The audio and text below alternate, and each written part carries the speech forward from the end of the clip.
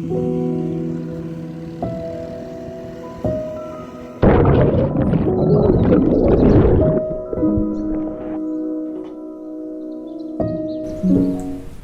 obviously going to edit it out, you don't have to whisper. Alright. Hi guys, this is Smiley, welcome back to my channel. So today I want to go through my Dubai itinerary. I went to Dubai in April with my friend Leona, and this is what we did, where we stayed, the flights that we got, a little bit into how much it cost, tips and tricks on if you plan on going there. So just a tiny bit on how I actually do my itinerary. So I use Google Maps and I pin places. I just find it really useful, and I just think that it's like the handiest way, so that when you're over there you can download it, so that you don't need internet access when you're on holidays. Everything is like in relation to where you are, because you can obviously turn on your location, and it means that any like future planning that you've done for the trip is all like there in front of you and you can see it. I think you can color code them, but I find it brilliant. I'm kind of going to show you where the pins are so that you can save them on your Google Maps. So grab a cup of tea, grab a notebook, and let's get into the video. Okay, so the first thing we did was fly direct Dublin to Dubai. We flew with Emirates, lads. Would highly recommend. Obviously, the earlier you book, the cheaper it will be. I always wear the same outfit to the airport for city breaks. Just so comfortable. Just one thing to mind when you're flying out of Dublin, the times can be really awkward. You arrive really late on the first night, and then the flight out can be really, really early. So you do lose a day either side, hence why, even though we're on a holiday from Monday to Sunday, it's a 5-day itinerary.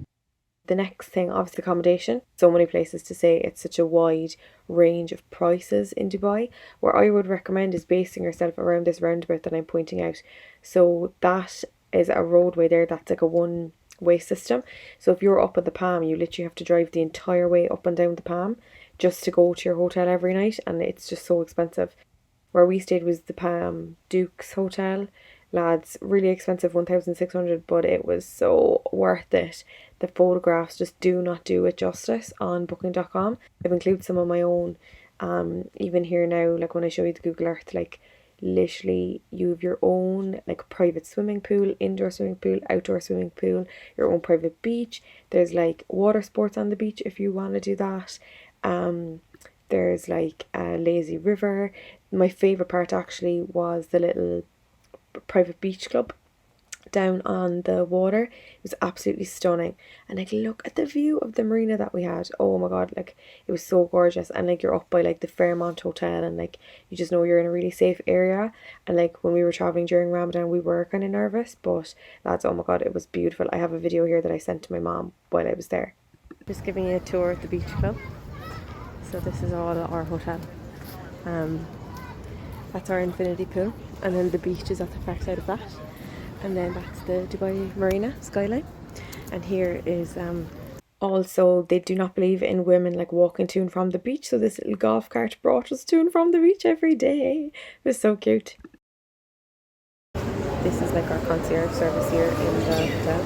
So basically they are the luxury taxis over there, and then the cheaper taxis pull up here.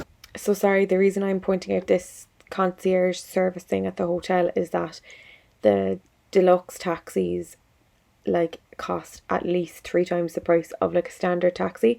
The standard taxis are absolutely perfect, so I would wait for them. Like, do not be in a rush. We used Uber once or twice, but our hotel porters didn't really like that. But yeah, literally 10-15 minutes in and out to like the marina, to like zero gravity from any hotel on that roundabout. So honestly, so perfect. Now the Burj Khalifa area, that is a good bit further from the Palm, so just be mindful. We really only did have a 5-day itinerary because of the flights, so this is kind of what it looked like. So we started off, before we ever arrived, looking into a pass. There's 2 options that we were kind of tying ourselves between. There was like an Explorer one and one that gave you unlimited everything. We went for the Explorer because we only had 5 days and we weren't going to fit in anymore. You just download an app, have your pass on your phone. It's absolutely perfect. Now, an activity that was actually outside of the pass on the very first day was jet skiing. We went jet skiing with Nemo jet ski. Lads, it was brilliant. They sent me on like videos and everything of me doing the jet ski. I think I must have lost them at some stage, but here's your man's number anyway. And it was also one of the cheapest that we could find, that included your photographs and your videos as well. I had done a little bit of digging into like restaurants and cocktails bars before we went. So the first place was this cocktail bar. It just really caught my eye with all the pink and stuff. So expensive. Like, the pics I got were stunning as per Dubai standards. Got the gorgeous pics, but it was really expensive. Would not go back. But their sister restaurant. So when you walk through the pink restaurant, you go up, turn the corner, up these stairs. It's all these like gorgeous lemon trees. Really, really good value. I think it was like €20 for my main course, which I think is really good value. And then during the dinner, you had this stunning view of the Atlantis Hotel with the fountains display.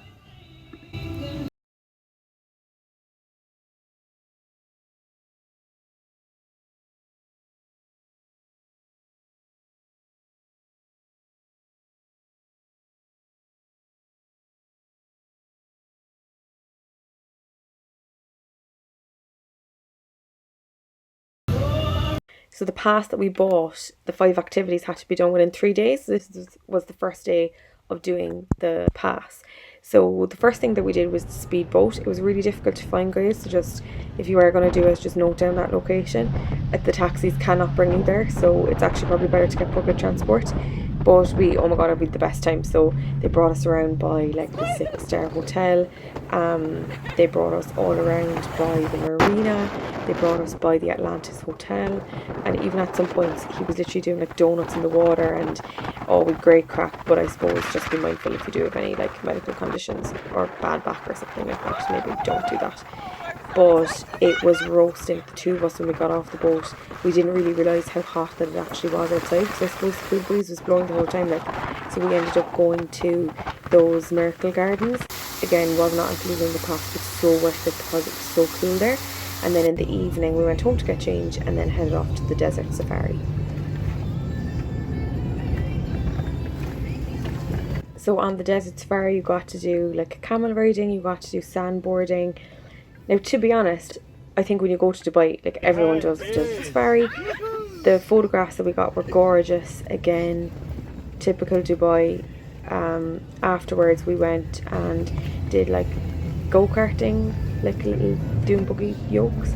And the man brought us like just before sunset, so we actually just, like, it was just beautiful, like just driving around on our own.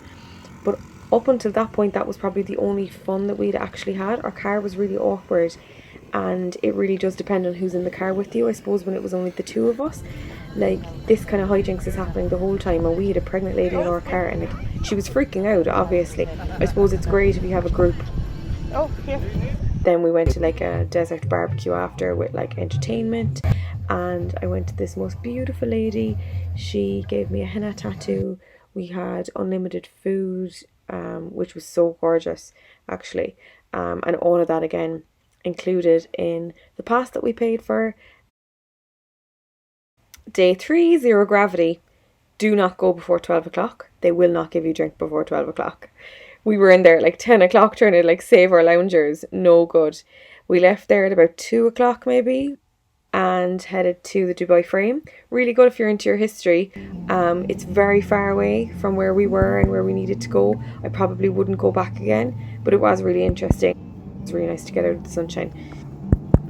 It's all about old Dubai, new Dubai, the building of Dubai, all that kind of stuff. And also the view from the city is stunning. Okay, next thing included in the pass was probably my favourite moment of the trip. Really difficult to find the marina where it's on, but oh my god, we went on this old boat and it brought us all around the Dubai marina. It was a 5-course meal, unlimited drink. Guys, it was so beautiful. I think at that moment I just got really emotional. I was like, wow, we are actually here.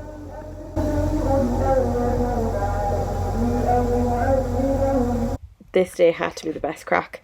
So we got the tram from our hotel to the Atlantis. You can obviously drive and get a taxi. I would not recommend this. The queue at the Atlantis Hotel when you're coming home is absolutely crazy. I think people were saying on the tram that they had waited 3.5 hours to 4 hours the day before waiting for a taxi to bring them home. The tram is so easy to get. You literally go one stop. Now I think they're actually making a new stop at the Point or something, but at the moment it's just one stop. There's signs the entire way to the water park. really, really easy to get to. I would highly recommend the tram. Do check the restrictions on weight specifically for some of the slides. I got turned away from one of them that I was really looking forward to going on. I acted like a bit of a bitch actually. Am I not heavy enough? Can I not go at all? I ended up sending Leona on the slide instead of me, but here's a compilation of ones I did go on.